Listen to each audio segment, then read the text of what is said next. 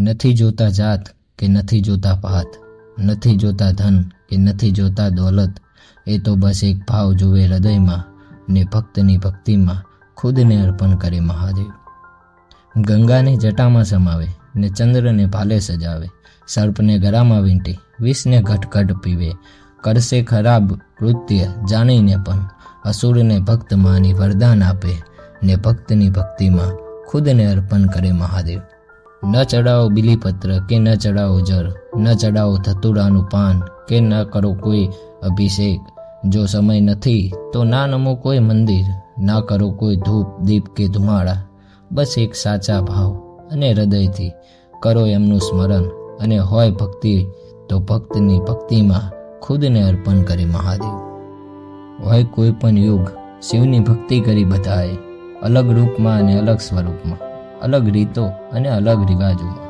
સતયુગ હોય કે ત્રેતા, દ્વાપર હોય કે કળિયુગ, ચારે યુગમાં શિવને ભજ્યા ભક્તોએ ને પ્રસન્ન થયા ભક્તિ જોઈને.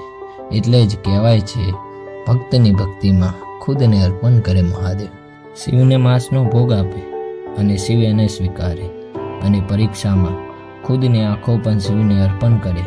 એ કનપ્પા હોય કે જે હાથોથી કૈલાસ પર્વત માથે ચડાવે, ભક્તિમાં પોતાના ધડને શિવને અર્પણ કરે, અને શિવ ખુદ જેને દર્શન આપવા ઘરે જાય, એ દશાનંદ રાવણ હોય કે પછી ભક્તિ જોઈ એક ચપટી ભસ્મ આપી જેને સોનાની નગરી આપી દીધી એ કુબેર હોય, કે જેનો યમરાજ જીવ લેવા આવે અને એમની શરણમાં ગયા અને શિવ ખુદ એમનું રક્ષણ કરવા આવે એ માર્કંડે હોય.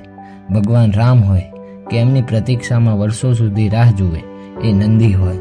બધાની ભક્તિને સ્વીકાર કરે છે અને એમનું જીવન ધન્ય કરે છે.